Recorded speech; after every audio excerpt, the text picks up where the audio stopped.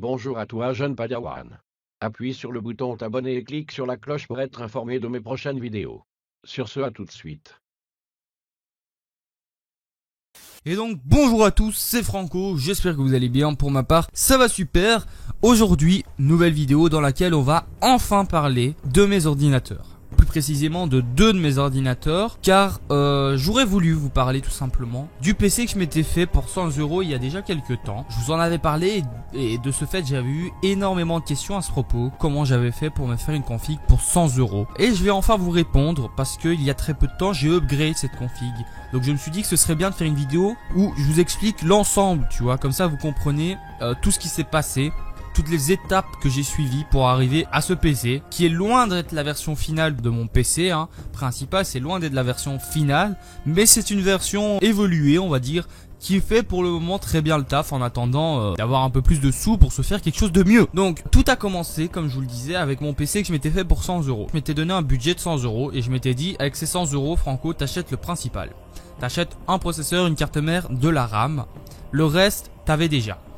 Pourquoi je dis ça? Tout simplement parce que je fais énormément de récup par-ci par-là, des potes qui me donnent les composants, dans les déchettes, etc.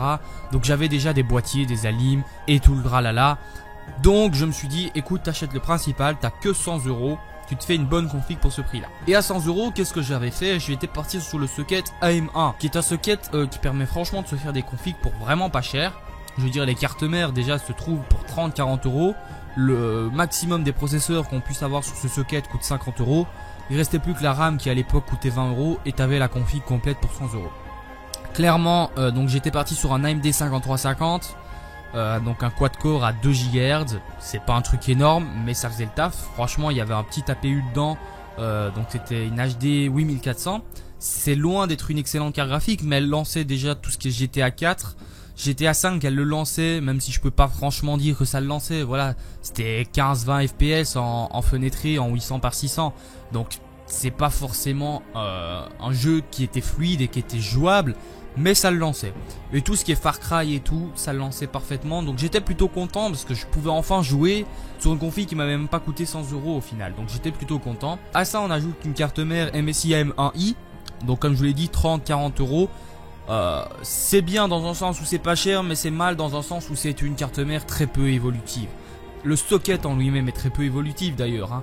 Les cartes mères sur ce socket d'ailleurs n'existent qu'en micro ATX et en mini ATX. Il n'y a pas plus gros, le format ATX n'existe pas sur ces cartes mères parce que c'est franchement un socket qui chauffe très peu. Le processeur en pleine charge chauffait à 30 degrés maximum, donc c'est pour vous dire. Et donc clairement la carte mère n'était pas faite pour faire évoluer ce PC. Pour la simple et bonne raison qu'elle avait que 2 ports SATA.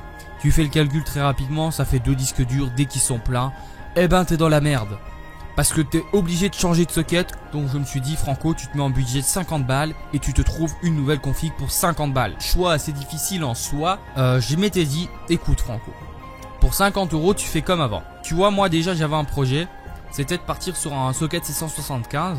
Pour ceux qui connaissent pas, c'est un assez vieux socket, c'était 2007-2008 à peu près. Et donc je me suis dit, écoute, on va partir sur ce socket là, mais avec un Xeon du socket 671. Ça va faire le tas, ça va nous faire un bon truc. Je vous mettrai des articles d'ailleurs dans la description qui expliquent ce sujet pour ceux qui sont intéressés.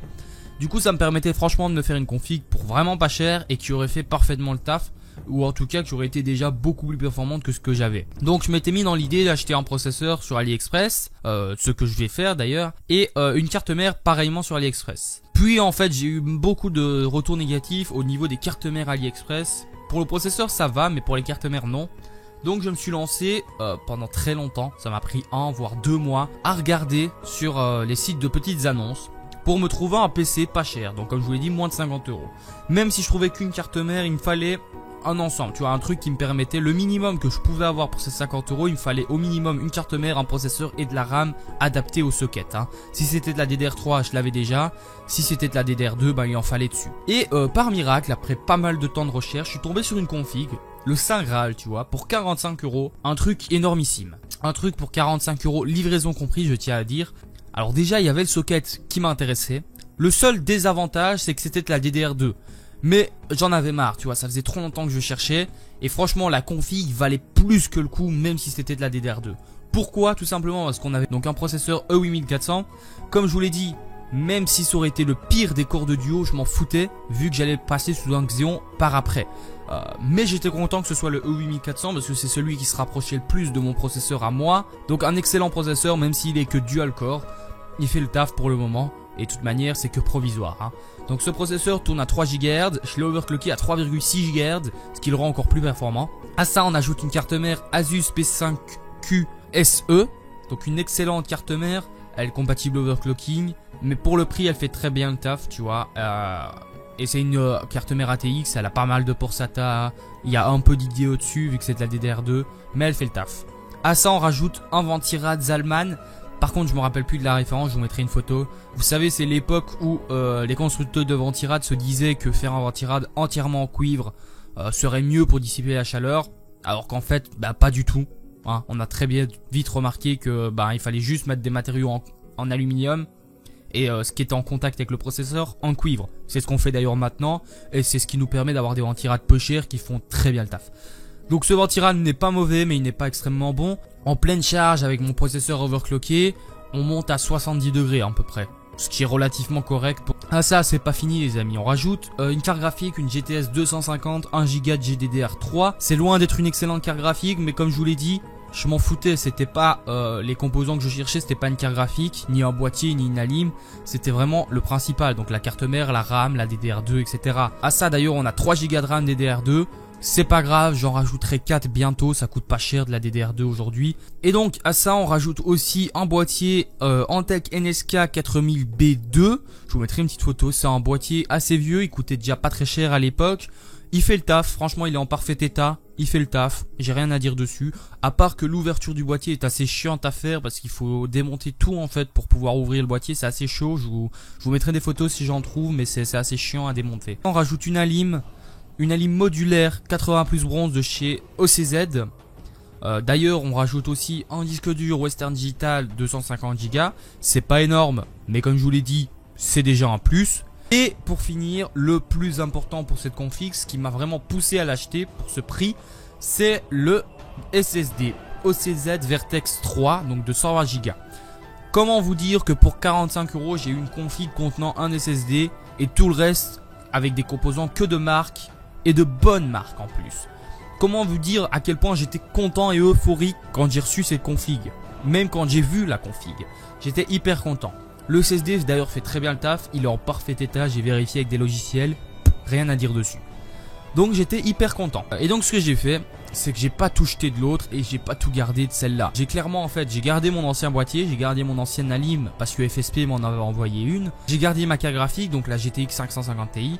Et moi j'ai tout simplement mis la carte mère, la RAM et les disques durs de l'ancienne config dans ma nouvelle.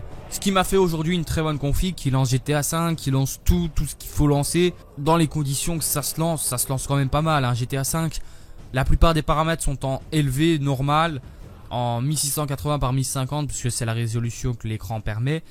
Et ça lance à 35-40 fps. C'est relativement bon pour une config qui m'a coûté 45 boules en tout.